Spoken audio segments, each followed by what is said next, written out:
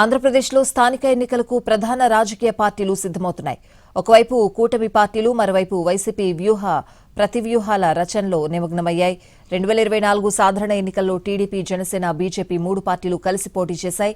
ఎక్కువ స్థానాల్లో టీడీపీనే పోటీ చేసింది. స్థానిక సంస్థల ఎన్నికల విషయానికి వచ్చేసరికి సీట్ల పంపకాలపై కూటమి పార్టీల్లో కసరత్తు తీవ్రంగా సాగుతోంది.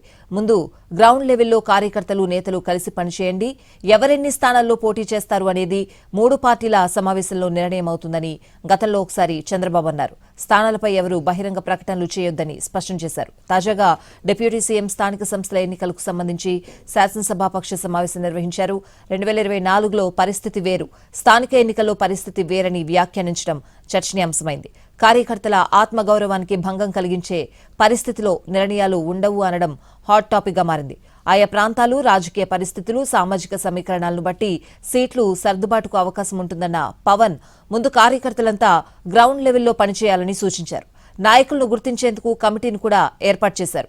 పవన్ కళ్యాణ్ వ్యాఖ్యలతో వచ్చే స్థానిక సంస్థల ఎన్నికల్లో ఏ పార్టీ ఎన్ని సీట్లలో పోటీ చేస్తుంది అనే చర్చ జరుగుతోంది. రాబోయే స్థానిక సంస్థల్లో జనసేన ఎక్కువగా సీట్లు కోరుతున్నట్లుగా సమాచారం. ఒక పక్క గ్రామ పంచాయతీలు, మరోపక్క మున్సిపాలిటీలు, నగర కార్పొరేషన్లు ఎన్నికలుంటాయి. దీంతో కార్యకర్తలు, నేతల్లో కూడా ఆశలు ఎక్కువ ఉన్నాయి. అయితే ఒక పక్క పొత్తు ధర్మాన్ని పాటించడం, మరోపక్క జనసేనకు ఎక్కడా నష్టం కలగకుండా చూడడం, ఈ రెండింటి మీద జనసేన దృష్టి పెడుతోంది. మరోవైపు బీజేపీ కూడా గతంలో కన్నా ఎక్కువ రేషియోలో సీట్లు అడుగుతోందని తెలుస్తోంది. సీట్ల రేషియో గతంలో కన్నా కొంత మారే అవకాశం కనిపిస్తోంది. 80-15-5 రేషియో అంటే టీడీపీ 80%, జనసేన 15%, బీజేపీ 5% ఫార్ములా ఉంటుందా, లేకపోతే దానికి భిన్నంగా కొత్త ఫార్ములా ఏదైనా ఉంటుందా అనే చర్చ కూడా జరుగుతోంది. మరోవైపు స్థానిక సంస్థల ఎన్నికలకు వైసీపీ సైతం సిద్దమవుతోంది.